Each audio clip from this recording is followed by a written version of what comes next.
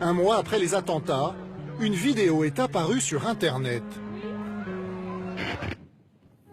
Un journaliste israélien, filmé en caméra cachée, marche dans Paris avec une kippa.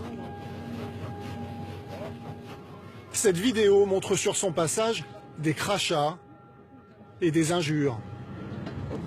Ces images m'interpellent.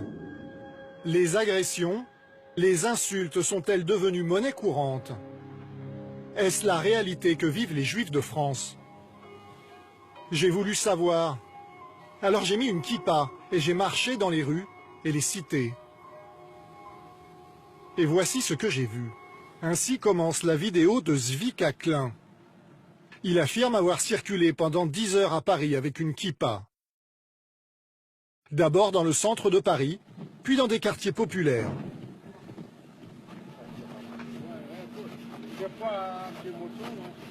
Sur ces images, le journaliste se fait interpeller.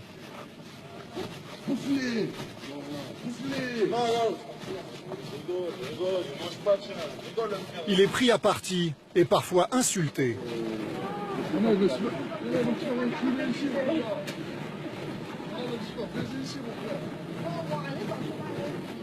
Le son n'est pas toujours audible. Il faut s'en tenir aux sous-titres, traduits en anglais, hébreu et français. Cette vidéo a été vue 5 millions de fois et a fait le tour du monde. Comment a-t-elle été tournée? Et pourquoi? Dans l'article qu'il a écrit sur sa vidéo, Zvika Klein dit être accompagné d'un garde du corps, invisible à l'image, et d'un ami qui filme en caméra cachée. Le montage dure 1 minute et 36 secondes. Nul n'a vu l'intégralité de son tournage. Mais voici comment il analyse son expérience sur la chaîne américaine conservatrice Fox News. Le Premier ministre israélien Benjamin Netanyahou presse les Juifs d'Europe de partir et d'émigrer en Israël. Et pour une bonne raison, l'antisémitisme augmente. Avez-vous craint pour votre vie? Pensez-vous plus sage pour les Juifs d'Europe de partir? Oui, j'ai eu peur. Peur pour ma vie. J'étais une cible avec ma kippa.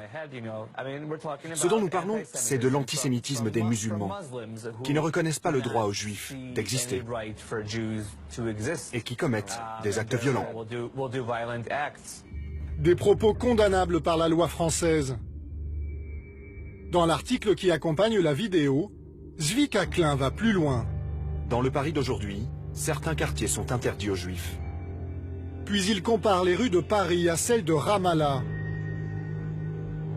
C'était comme marcher dans la vieille ville de Ramallah. Quelques minutes de plus, et on se faisait lyncher. Son expérience dans mon propre pays me questionne. Alors j'ai voulu faire le même test. Je suis allé rue des Rosiers, dans le quartier juif de Paris. Je me suis acheté une kippa. Et j'ai marché à Paris, mais aussi à Lyon, à Strasbourg. J'ai pris le métro, le RER, le tram. Sans garde du corps, contrairement à Zvika Klein. Juste avec Julien, mon caméraman. Au départ, je n'emmène pas large.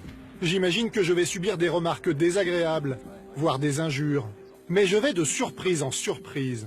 Je rencontre surtout l'indifférence, et parfois même des marques de sympathie. Bonjour. Bonjour. Salam. Ah, merci. Salam alaikum. C'est Shabbat Shalom, c'est ça. C'est comme ça qu'on dit. Bonne soirée. Alors, j'ai aussi marché la nuit. Je suis allé en banlieue, à Clichy, Aubervilliers, La Courneuve, Créteil, à Vénissieux, à Vaux-en-Velin. J'ai erré dans des quartiers dits difficiles. J'ai croisé des dizaines de groupes de jeunes. Bonjour. D'accord, vous promenez à la ferme? Hein? Vous promenez ici? Bah pourquoi pas? Oh, vous avez raison. Hein. C'est beau? C'est pas beau aujourd'hui, il fallait venir hier, il faisait beau. Ouais, j'étais pas là. Bonjour. Bonjour. Oh, vous êtes venu avec la kippa normale, hein. C'est la pourquoi première pas. fois qu'on voit ça, là, ici. Ah bon, vous avez jamais vu ça? La première fois. Ouais. Bah parce que souvent on dit que c'est dangereux alors bon. Non, il n'y a pas de dangereux, il n'y a rien, tout le monde s'en pète, on est tous pareils. Pas de... Ma voisine, c'est la voisine de ma mère, 30 ans. c'est une juive, ça fait 30 ans Al-Zeral. qu'elle habite à côté. Et pourtant on entend souvent parler de juifs qui se font agresser dans les banlieues. pas vrai. Pute, c'est des menteurs, ça. C'est des- Non, moi non, c'est pour les ça. journalistes, c'est pour donner une pour bonne image René. de la religion musulmane et des jeunes de quartier. C'est n'importe quoi. Vous voulez boire quelque chose? Non, merci, c'est gentil, on va... Du thé. Non, c'est gentil. Merci, hein. Au revoir. Des scènes comme ça, j'en ai accumulé des dizaines. Dans le quartier de Barbès à Paris, un groupe de jeunes tente même de me rassurer en me disant qu'ici je ne risque rien. Chacun sa religion, chacun fait ce qu'il a envie. Non, parce que chacun défend sa religion. Bah non, parce que... c'est pas vous, hein. C'est pas vous personnellement. Attends, on vous fait une photo. Non, non. Là, tu l'as il faut le prendre aussi.